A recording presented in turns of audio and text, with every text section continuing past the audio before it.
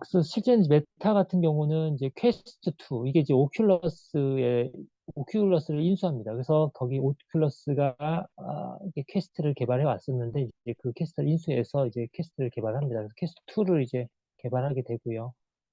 여기 이제 아래에 나오는 요 모양인데, 헤드셋처럼 이렇게 쓰는 거죠. 그래서 시야로 이제 보게 되면, 이제 거기에 이제 가상 모습들이 이제 구현이 되는 어떤 그런 형태입니다. 그걸 이제 HDM이라고 얘기를 하는데, 예, 그렇게 해서 솔직히 이제 메타버스를 경험하는 데 있어서 상당히 중요한 기기라고 볼 수 있어요. 예. 그래서 가상 융합 기술, XR 헤드셋 뭐 시장 규모는 뭐 2021년도에 뭐 22년도 동기 대비 3배 증가합니다. 1년 사이에 이제 3배가 증가할 정도로 이제 그 가상 그 융합 기술에 대한 헤드셋, 디바이스에 대한 어떤 그 시장이 커지게 되고요. 그리고 메타 퀘스트 2는 이제 성능 개선, 그 소프트웨어를 업데이트해서 합리적인 가격으로 소비자를 공략하는 것을 목표로 하고 있습니다. 그래서 2021년도 1분기에 뭐 누적 판매량이 460만 대 정도 기록했다고 얘기를 하고 있고요. 그리고 뭐 21년도 말에는 이제 누적 출하량이 뭐 1000만 대까지 돌파했다라고 얘기를 합니다. 사실 이제 메타 퀘스트 헤드셋 판매량, 오히려 마이크로소프트 엑스박스보다 판매량을 더 앞서고 있다라고 얘기를 하고 있고요. 그리고 오큘러스 가상현실 앱이 이제 2021년도 크리스마스 애플 앱스토어에서 뭐 가장 인기 있는 앱으로 이제 등극을 했다 이렇게 얘기를 하고 있어요. 네. 그래서 사실 이제 PC와 연결하지 않고도 헤드셋에서 모든 컨텐츠를 구동할 수 있는 거. 그걸 바로 이제 스탠드 언론이라고 얘기를 합니다. 스탠드 언론. 그래서 사실 우리가 PC 같은 경우가 아니라, PC가 하는 어떤 연산이나 모든 행위를 다른 중앙 컴퓨터에서 하고 결국에는 저희가 네트워크로 그 기능을 받는 것을 볼 수 있는데 이제 이런 형태가 바로 스탠드 언론이라고 해서 어, 이 메타 퀘스트를 쓰고 있으면 그 자체만으로도 그냥 컴퓨터가 구동하는 것처럼 가상현실로 그냥 들어가는 그런 거죠. 그런 형태가 바로 이제 스탠드 언론이라고 합니다. 그래서 이런 것들이 결국에는 그 퀘스트 2를 통해서 구현이 가능해졌고 그리고 기존보다 10% 정도 경량화됐고 그리고 2배 이상의 어떤 화소가 즉 화질이 더 좋아졌던 이제 현실 같이 더 화질이 더 좋아졌고 뚜렷해지고 선명해지고 뭐 이런 것들이면서 이러고 그리고 주사율도 뭐 보면은 120 헤르츠 정도 되는데 초당 이런 것들에 대한 주사율 지원도 됩니다. 그래서 성능이 좀 더 업그레이드가 된 거죠. 그리고 퀄컴의 스냅드래곤 XR2 칩을 이용해서 오큘러스 퀘스트를 더 업데이트하고 성능을 더 높이는 어떤 그런 활동들을 계속 추구하고 있고요. 그 패스트스루 API 활용을 통해서 컨트롤러 없이 두 손으로 게임을 한다. 이게 보면은 그 핸드 트래킹인데 여기 요 부분은 여기 오큘러스 요게 이제 HMD고요. 오른쪽에 보이는 요게 바로 손목을 여기다 낍니다. 끼고 잡고서 손을 움직이면은 우리 손 동작을 따라가면서 이제 바뀌는 거예요. 그래서 사실 옛날에 저기 혹시 그 마이너리티 리포트 보셨죠? 그거 보시면 이제 탐 크루즈가 이제 뭐 공중에서 이제 허공에다가 이렇게 탁 이렇게 손가락을 쥐면은 그 가상으로 뭔가 어 내가 뭔가 PC에서 뭔가 검색하듯이 자료들을 막 찾는 어떤 그런 모습들이 보입니다. 이런 것들이 결국에는 어 아까 같이 그 헤드셋을 끼고 그리고 그 핸드 트래킹 그 기능을 통해서 어떤 검색을 한다거나 화면을 볼 수 있는 그런 형태로 바뀌는 거죠. 그리고 뭐 보이스 SDK 등을 이용해서 음성을 통해서도 컨트롤이 가능한 그런 형태입니다. 그리고 이건 또 피아노 연주를 또 시연을 하는데 이런 것도 이제 결국에는 핸드 트래킹을 통해서 우리의 어떤 그 손이나 손가락의 움직임을 이제 예, 감지해서 결국 그것이 컨트롤화 되는 거죠. 그 음성 컨트롤 이런 것들이 결국에는 디바이스의 어떤 개발 발전으로서 좀 더 메타버스의 어떤 완성도에 더 다가갈 수 있다라고 볼 수 있겠습니다. 그래서 하드웨어가 상당히 또 중요한 항목이 됩니다. 지금 가상현실 기기가 이제 메타퀘스트가 있는데 이제 그 경우를 봤을 때 지금 HDM HMD 시장에서 지금 75%를 차지할 만큼 이제 대표적인 어떤 그런 가상현실 기기가 되고 있고요. 퀘스트가. 예. 그리고 뭐 여기 뭐 75% 1위, 2위하고의 격차가 상당히 크겠죠. 시장 지배력이. 예.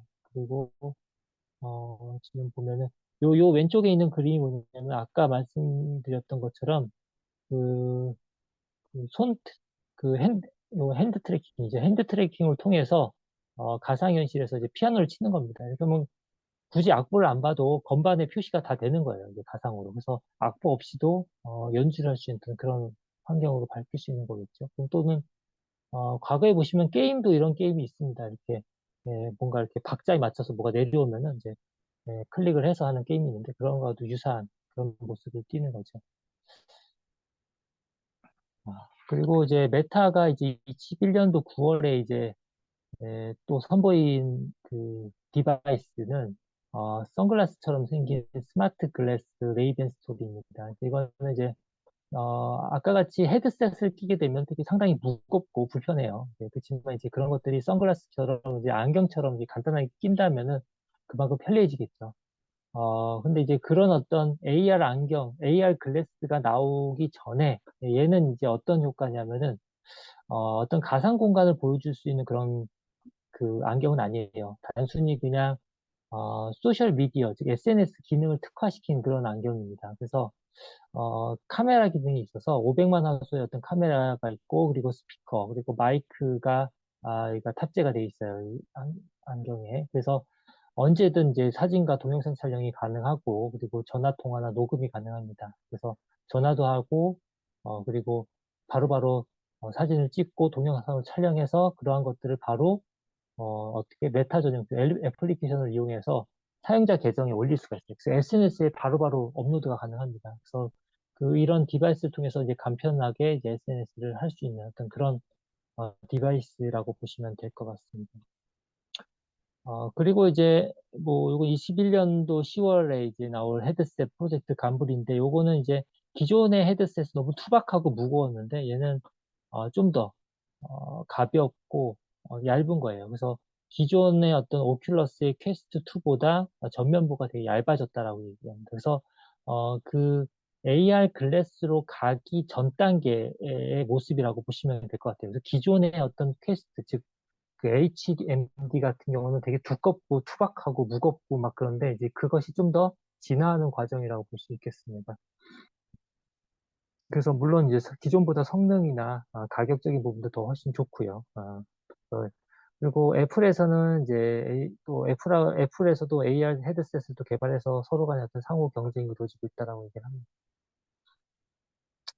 그리고 요거는 이제 리얼리티 랩이라고 해서 메타가 또 이제 인수한 회사가 있습니다. 그래서 이 선에서 이제 회사가 있고요. 그 전에 이제 그 리얼리티 랩이라는 곳에서 개발을 하고 있는 게 무슨 AR 손목 밴드라는 건데 이 손목 밴드에다 밴드만 이렇게 차고 있으면은 손의 움직임을 다 이제 파악을 하는 거죠. 그래서 손의 힘, 각도, 뭐 이런 움직임을 포착을 해서 이런 것들이 AR 글래스랑 같이 연동을 시켜서 가상의 물체나 상황들을 제어하는 그런 형태의 모습입니다. 그래서 이렇게 되면은 아무래도 가상현실로 접근하는, 즉 메타버스 세계로 접근하는 것이 좀 더 영리하고 편리해질 수 있어요. 나도 모르게 이제 접근할 수 있다라는 거죠. 그런 환경으로 이제 만들 수 있게끔 점점 그 디바이스에 대한 어떤 기술 개발이 점점 확대되고 있고요. 어, 그리고 세 번째는 이제 마이크로소프트사입니다. 마이크로소프트사도 이제 메쉬라는 곳, 그 메쉬포 팀즈라는 것을 이제 개발을 했는데, 메쉬라는 걸 통해서 사실 이제